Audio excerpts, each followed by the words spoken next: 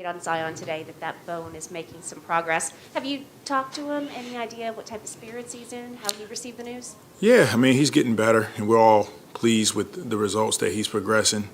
But it's still a long road ahead of him, and he's aware of it, but he's taking the necessary steps to continue to improve, and we'll see how it goes.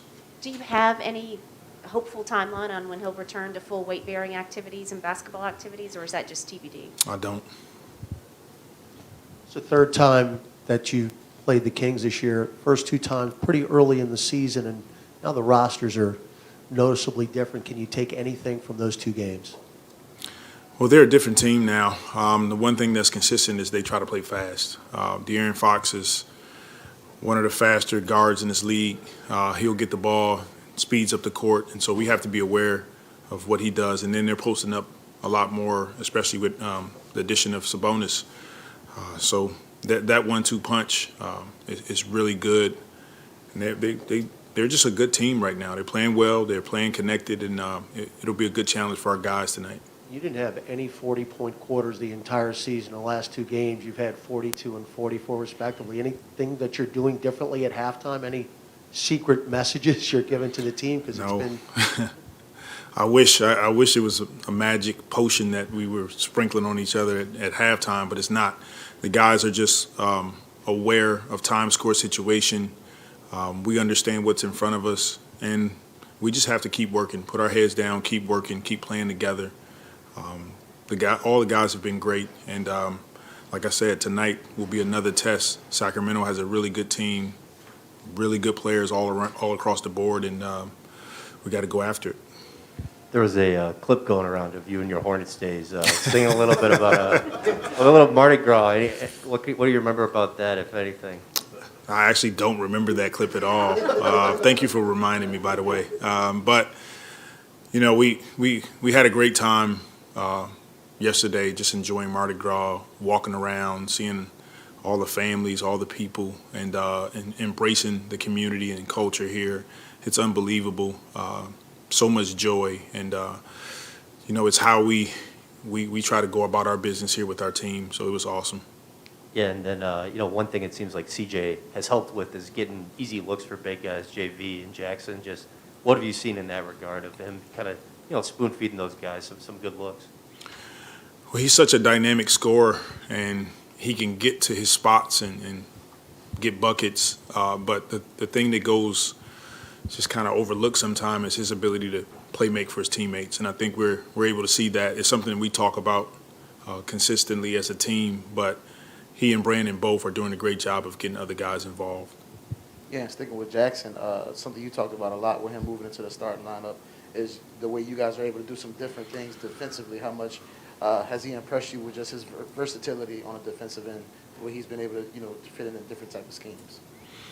He's unique, 7 feet, can move, can guard multiple positions. He can block shots from the weak side. So he allows us to be able to do a number of things defensively. Red switch 1 through 5. He can blitz pick and rolls and get back. And so we just want to continue to use him in that way, and hopefully our defense continues to improve. You guys started the season 1-12, and since then have gone 500. For you, what has been the difference, the turnaround? When did it kind of start to settle in, everything that you were trying to get across? To be honest with you, a lot of prayer during that time. Honestly, trusting in God more, and just taking it one day at a time, and trying to implement improvements, but just maybe one thing a week.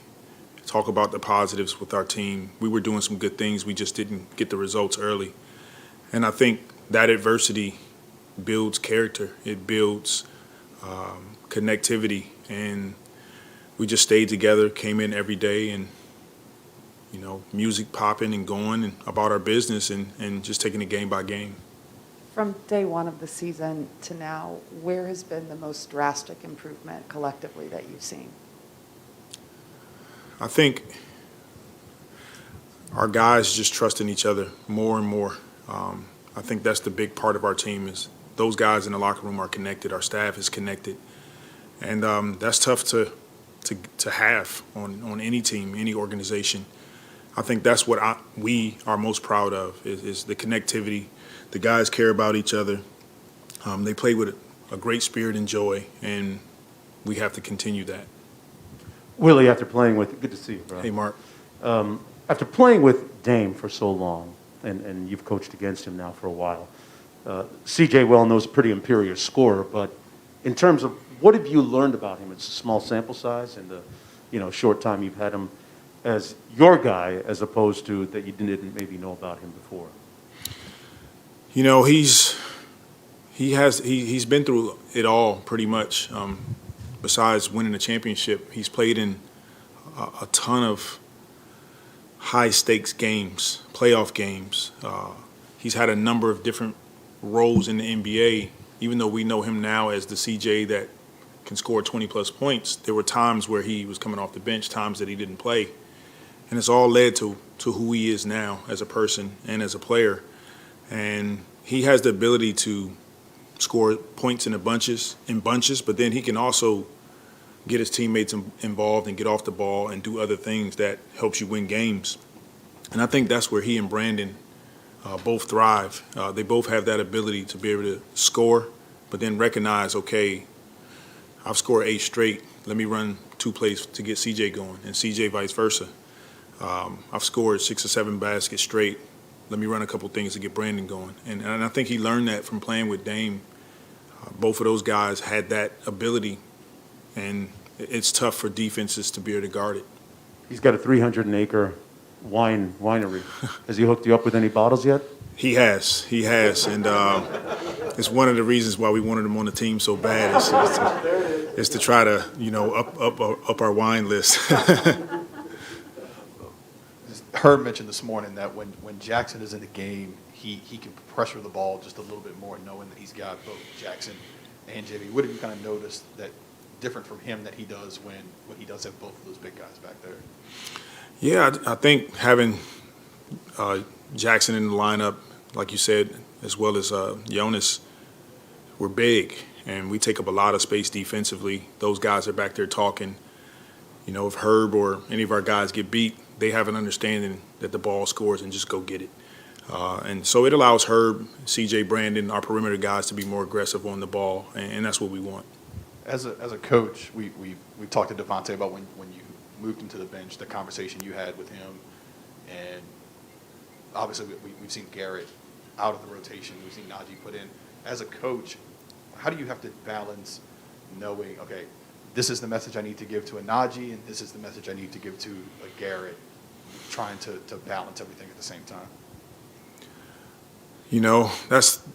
Those are difficult conversations, but we're all human, and I just try to approach it from a humanity aspect and be honest, be direct, but also be loving and understand their point of view. And I'll say this, Garrett Temple has been awesome all season long, and I know he doesn't get a ton of credit for the things that he does off the floor and for our young guys, but he is a freaking leader. And without him, we wouldn't be the team that we are. I wouldn't be the coach that I am, and I'm learning a lot from him, and we all appreciate him in this organization as well as Devontae. We just got good guys, Najee, and they just stayed with us all season. Thank you. Coach.